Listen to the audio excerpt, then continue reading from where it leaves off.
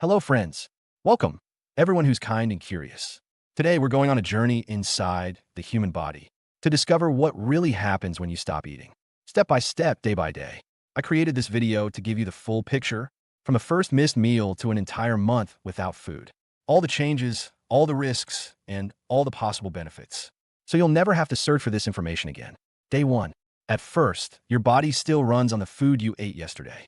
The glucose in your blood provides quick energy. But soon, your body begins to break down glycogen, the stored form of sugar in your liver and muscles. Think of glycogen like a small wallet full of coins. Easy to spend, but it empties quickly. After about 24 hours, that wallet is empty. Each gram of glycogen carries 3 to 4 grams of water. So when glycogen burns, water leaves the body too. That's why people lose 1 to 2 kilograms in the first day. It's not fat, it's water. Meanwhile, hormones begin to shift. Insulin levels drop, stored fat starts to open up, and stress hormones like adrenaline and noradrenaline rise. You may feel anxious, restless, or tired. This is evolution pushing you to move, to go find food. Hunger becomes dominant, coming in waves throughout the day. Headaches, mood swings, and fatigue are all normal in the first 24 hours. Day 2. By now, glycogen stores are nearly gone. Your body must find another way to feed the brain and vital organs. It turns to a process called gluconeogenesis, the creation of new glucose from other sources. It uses amino acids from muscles and glycerol from fat to make sugar. Yes, some muscle loss occurs early on, but this is temporary. Soon the body will find better fuel. Fat cells begin releasing fatty acids into the blood, and the liver starts producing ketone bodies, small fragments of fat that travel through the bloodstream and feed the brain and other organs. This marks the first real switch. Your body is beginning to burn fat as its main source of energy. The second day is often the hardest. Headaches intensify, energy drops, and you may feel dizzy or mentally foggy. Blood pressure can fall because water and salt are leaving the body. Brain day 3. Ketones are rising, and this changes everything. The brain, which usually burns about 120 grams of glucose a day, begins using ketones for fuel. At first, 30% of its energy comes from ketones. Soon it's 70% or more. Muscle breakdown slows down.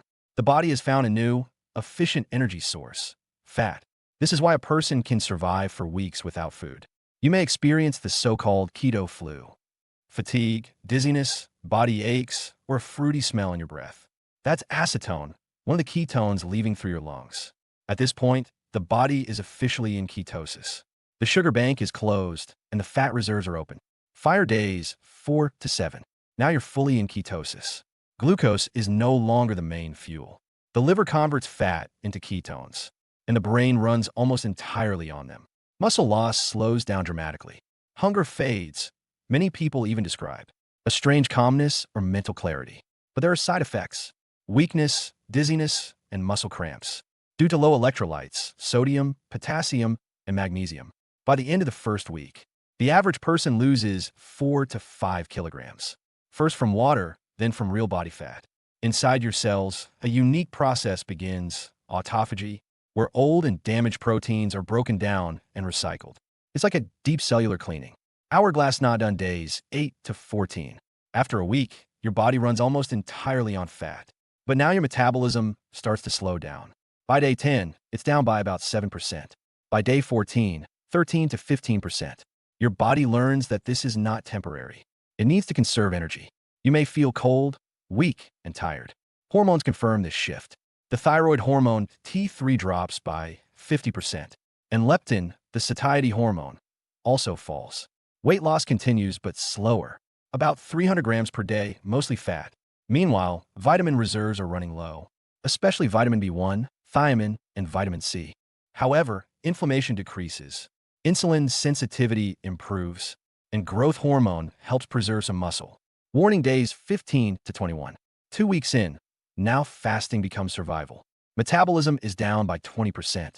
Heart rate drops to 40 to 50 beats per minute. Blood pressure to around 90/60. The heart itself becomes smaller and weaker.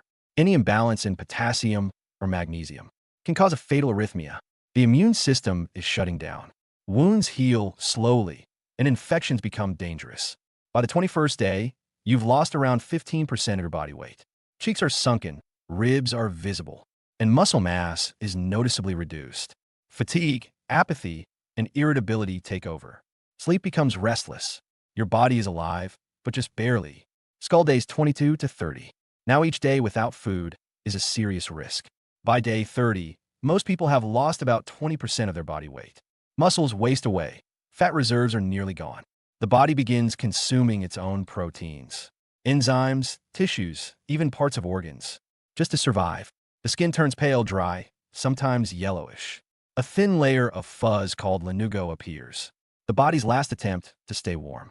Swelling may occur despite severe weight loss. The immune system has collapsed. Even a small infection can become deadly. Vitamin C deficiency causes bleeding gums and joint pain. Lack of vitamin B1 leads to confusion, nerve damage, and heart failure. When potassium and magnesium drop too low, the heart can simply stop. This is one of the main causes of death in prolonged starvation. The brain still runs on ketones, but clarity fades, confusion, delirium, or apathy set in. The body shuts down non-essential functions. Dreams of food disappear. By day 30, survival is still possible, but only barely. Without medical supervision and refeeding, the body collapses. Infection, organ failure, sudden death. Puzzle piece conclusion. The human body is extraordinary. It can survive for weeks without food, switching fuels and protecting vital organs. Short, controlled fasting can be beneficial. 1 to 2 days clear glycogen. 3 to 5 days induce ketosis and autophagy. But beyond that, the story changes. By week 2, metabolism slows. By week 3, the heart shrinks. By week 4, the body is near collapse. Fasting is a form of stress. Controlled stress can heal, but extreme stress destroys. Respect your limits. Drink water. If you fast, do it briefly and under medical supervision. Our body is amazing, but not indestructible. Use fasting as a tool, not a dangerous experiment.